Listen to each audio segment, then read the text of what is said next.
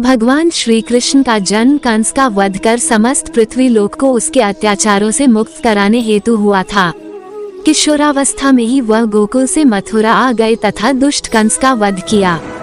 कंस की मृत्यु से दुखी उसके श्वसुर जरासंध ने एक विशाल सेना लेकर मथुरा पर आक्रमण कर दिया। इस आक्रमण में उसके साथ शिशुपाल और काल्यवन जैसे शक्तिशाली राजा भी शामिल थे। जल्दी ही सेना मथुरा जा पहुंची और मथुरा की राजसभा में कृष्ण तथा बलराम को सेना को सौंपने का संदेश भेजा गया। इस युद्ध को टालने तथा मथुरा के निर्दोष नागरिकों को बचाने के लिए कृष्ण ने रातों रात वहां से सैकड़ों किलोमीटर दूर समुद्र में एक नई नगरी द्वारिका का निर्माण करवाया। अपनी माया से उन्होंने समस्त नागरिकों, उनके पशुओं तथा संपत्ति को नींद में ही नई नगरी में पहुंचा दिया। अगले दिन सूर्योदय के समय कृष्ण तथा बलराम जरासंध की सेना के सामने जा पहुँचे और उसे लड़ने के लिए चुनौती दी। जैसे ही जरासंध और दूसरे राजाओं ने कृष्ण को मारने के लिए शस्त्र उठाए, दोनों भाई भागने लगे। उन भाइयों के पीछे जरासंध तथा काल्यवन जैसे राजा भी भागने लगे। कुछ ही देर में दोनों भाई बहुत आगे निकल गए और उनके पीछे केवल मात्र काल्यवन रह गया। उसे देवताओं ने वरदान दिया था कि उसकी हत्या किसी अस्त्र या शस्त्र से नहीं होगी। ऐसे में वह निर्भीक था और लगातार कृष्ण का पीछा करते करते एक गुफा में जा पहुंचा। गुफा में राजा मुचुकुंद सो रहे थे, जिन्हें इंद्रदेव ने वरदान दिया था कि जो भी उन्हें उठाएगा वह उनके देखते ही जलकर भस्म हो जाएगा। वहां पहुंचकर कृष्ण ने सोए हुए मुचुकुंद पर अपना पीताम्बर डाल दिया और स्वयं छिप गए। काल्यवन भी वहां जा पहुंचा और सोए हुए राजा मुचुकुंद पर पीताम्बर देख उन्हें ही कृष्ण समझ बैठा। उसने मुचुकुंद को उठाने के लिए लात मारी, जिसके कारण उनकी निद्रा खुल गई और उनके देखते ही काल्यवन वहीं पर जलकर भस्म हो गया।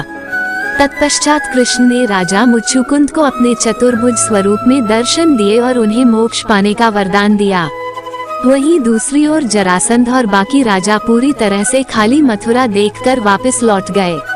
कृष्ण चाहते तो स्वयं भी काल्यवन और अन्य अधर्मी राजाओं का वध कर सकते थे, परंतु देवताओं के दिए वरदान का मान रखने के लिए ही उन्होंने काल्यवन को राजा मुचुकुंद के हाथों मरवाया।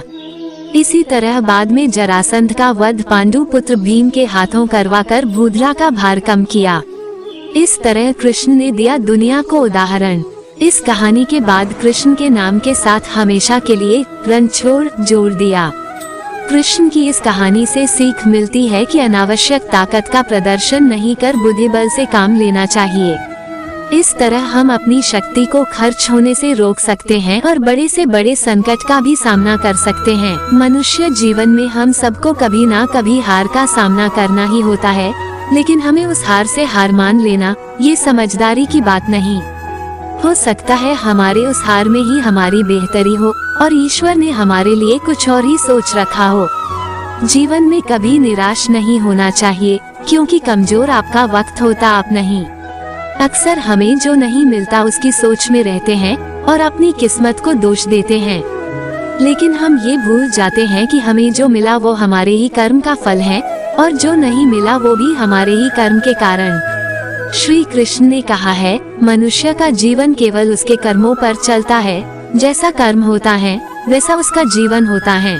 जैसे तेल समाप्त हो जाने पर दीपक बुझ जाता है, उसी प्रकार कर्म के क्षीण हो जाने पर भाग्य भी नष्ट हो जाता।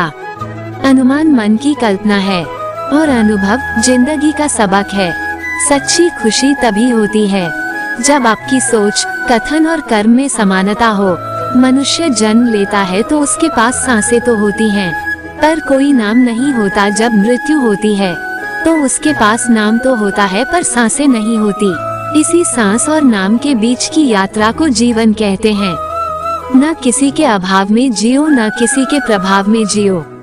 ये जिंदगी है आपकी, अपने स्वभाव में जियो। श्री कृष्ण कहते हैं कि जन्म लेने वाले के लिए मृत्यु उतनी ही निश्चित है जितना कि मृत होने वाले के लिए जन्म लेना। इसलिए जो अपरिहार्य है उस पर शोक मत करो। मैं सभी प्राणियों को समान रूप से देखता हूँ, ना कोई मुझे कम प्रिय है ना अधिक, लेकिन जो मेरी प्रेम पूर्वक आराधना करते हैं वो मेरे भीतर रहते हैं और मैं उनके जीवन में आता हूँ। जो हुआ वो अच्छा हुआ, जो हो रहा है वह अच्छा हो रहा है। जो होगा वो भी अच्छा ही होगा। तुम भूत का पश्चाताप न करो, भविष्य की चिंता न करो, वर्तमान चल रहा है। श्री कृष्ण कहते हैं, मनुष्य को जीवन में श्रेष्ठ बनने का प्रयास अवश्य करना चाहिए, परंतु जीवन में हमेशा उत्तम ही रहना चाहिए। अगर व्यक्ति शिक्षा से पहले संस्कार, व्यापार से पहले व्यवहार और भगवान से पहले माता पिता को पहचान ले तो जिंदगी में कभी कोई कठिनाई नहीं आएगी। हर किसी के अंदर अपनी ताकत और अपनी कमजोरी होती है। मछली जंगल में नहीं दौड़ सकती और शेर पानी में राजा नहीं बन सकता, इसलिए अहमियत सभी को देनी चाहिए। जिंदगी के इस रण में खुद ही कृष्ण और खुद ही अर्जुन बनना पड़ता है। रोज अपना ही सारथी बनकर जीवन की महाभारत को लड़ना पड़ता है। तुम्हारा क्या गया जो तुम रोते हो? तुम क्या लाए थे जो तुमने खो दिया? तुमने क्या पैदा किया था जो नाश हो गया? न तुम कुछ लेकर आए, जो लिया यही से लिया, जो दिया यही पर दिया, जो लिया इसी ईश्वर से लिया, जो दिया इसी को दिया। राधे राधे, जय श्री कृष्णा।